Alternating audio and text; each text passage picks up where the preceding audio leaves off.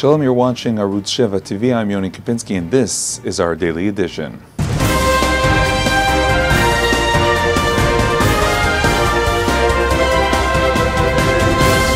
The main objective of the Protective Edge counter-terror operation, as defined by many of the officials, is eliminating the terror tunnels.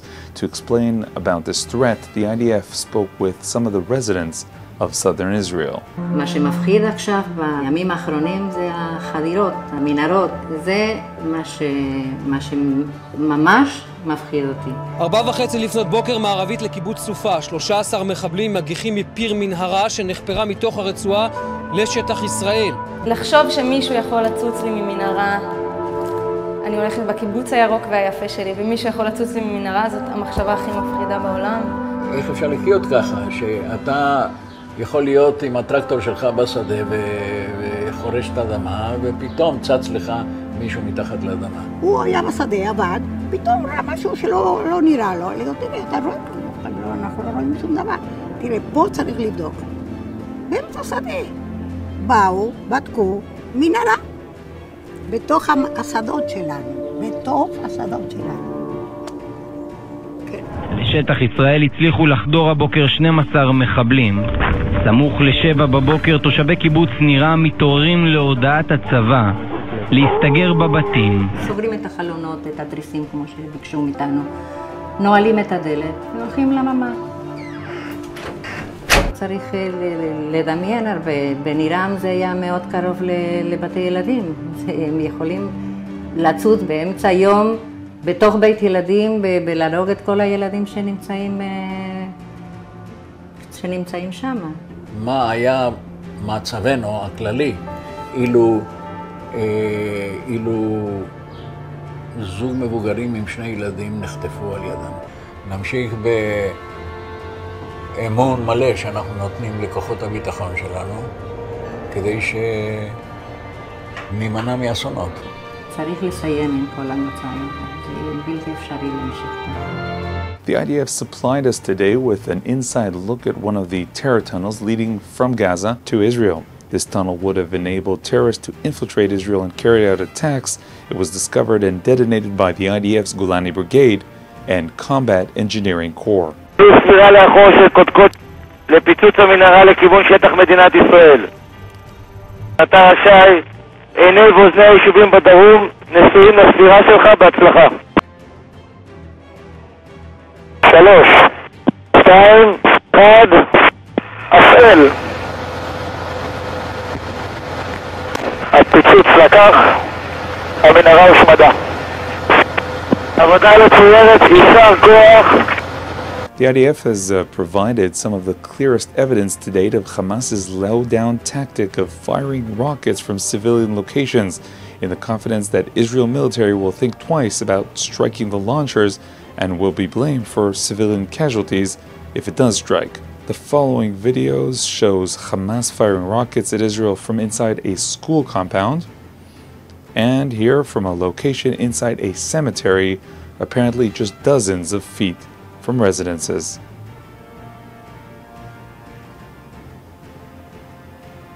US President Barack Obama spoke to Prime Minister Netanyahu on Sunday evening and stressed the need for an immediate and sustainable ceasefire in Gaza. MK Danny Danon from the Likud blasted the United States and President Barack Obama and said we need a break from the fire that is coming from the Obama administration in Washington, adding that just as the United States fought against the Taliban, so must we continue to strike Hamas and destroy its tunnel infrastructure. The conversation between Obama and Netanyahu came several hours after Netanyahu made clear that Israel had rejected Hamas's request for a 24-hour truce. The Prime Minister gave a series of interviews to Sunday news shows on U.S. channels. Israel has accepted, Bob, 5 ceasefires up to now. We accepted them and we implemented them. Hamas has rejected every single one of them and violated every single one of them, including 2 humanitarian ceasefires, which we accepted and implemented in the last 24 hours. Now they floated a ceasefire proposal, and you know what? This is quite astounding, Bob. They violated their own ceasefire. We'll take whatever action is necessary to protect our people, including against the terror tunnels that they're trying to dig against us.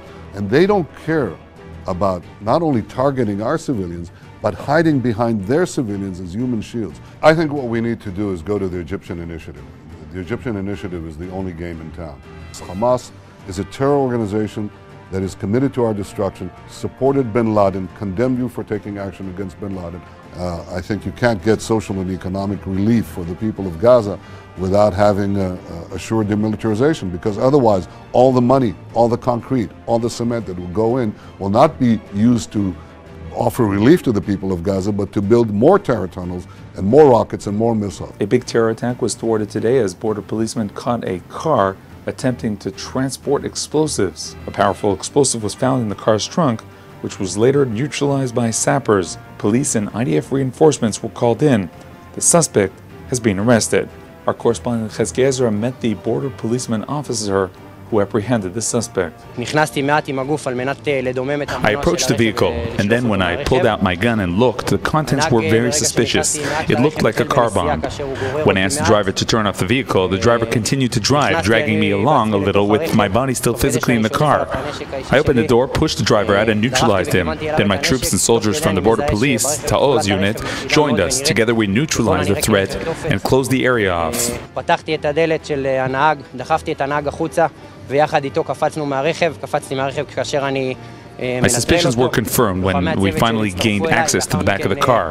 The whole back was filled with gas balloons, and there were colored wires between them. We saved many lives in Israel. It's just our job, and I'm sure that anyone else would have done the same. President Rivlin began his term on Thursday in a modest and small ceremony due to the situation, and his first assignments are, of course, connected to the Protective Edge operation, as he is visiting the wounded and the families who's lost their loved ones in this operation. Reuven Rivlin spent his first full day as president of Israel visiting families of soldiers killed in action in Gaza, as well as those who were injured. Rivlin visited with the Ashdod family of fallen soldier Sergeant Ben Yitzchak Ranunu, a member of the Golani Brigade who was killed in battle in Sajaiya last Sunday. Rivlin embraced the parents and siblings of Ben, telling them that Ben represented the symbol of preparedness and the desire to ensure that Israel remains free in its land.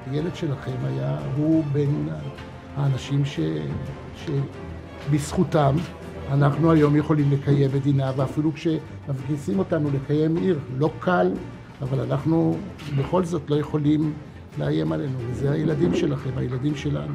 Rivlin also went to Rishon LeZion, where he met with family of Sergeant Tali Frach, a member of the Egoz unit of the Golani Brigade. He died in the battle in Sajaiya last Monday. Also visiting at the time were members of the unit. Rivlin told them that they were our heroes. I see how you, our children, get better with every generation. זה הבן שלי. הגיבור שלכם, אבל הוא הבן שלי. אביב עלי, קודם כל הוא גיבור, כי יש לו אמא כמוך. ילד לא נולד, הוא נולד לאבא ולאמא. והאמא שהיא כל כך הייתה דומיננטית בחינוך שלו. הוא גיבור בגלל שהיה מי שחינך אותו להיות גיבור. הוא ענה וצנוע בגלל שהיה מי שחינך אותו לענה וצנוע. תודה לך שאתה הנשיא שלנו, תודה. תודה לך ראש העיר. תודה לך. Today we visited the Homefront Command Center, the main base in central Israel, and heard from the officers and officials there about their assignments during the Protective Edge operation. Would you say that as time goes by and actually because of all these successes, it becomes a bit harder or more challenging to explain to the public, continue to run to the shelters, continue to protect yourselves? Yeah, that's right. We see in the last days two reasons. One is the amount of the missiles and the rockets is low in the first days. And the Iron Dome in the other side stop most of the rockets. So some people think it's okay, I'm not going to the shelter. It's sometimes people go and take some picture of the Iron Domes and the rockets, and it's very dangerous because it's just one rocket. If the Iron Dome could not stop there, if it hits one village or city, we can have a lot of casualties. So we always refresh the instructions and say the instructions of the Homefront Command save lives, just obey the instructions. It's very, very important. בסופו של דבר, כלל החיילים פה חווים תחושה של שליחות כמובן.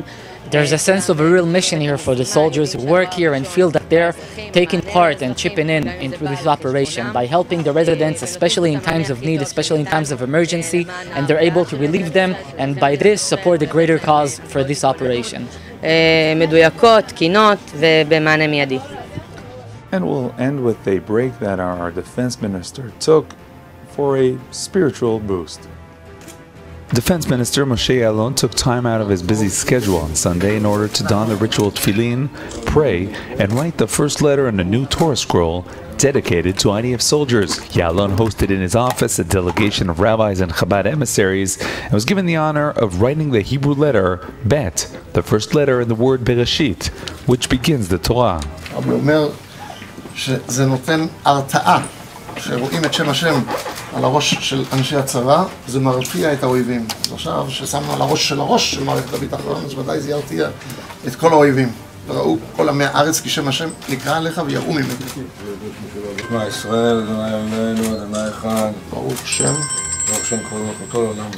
Okay, that's all for today's daily edition. We'll be back tomorrow with more. You can, of course, get all our news, updates, briefs, and in-depth coverage of what's going on in Israel and in the Jewish world here on Arutz Sheva, IsraelNationalNews.com.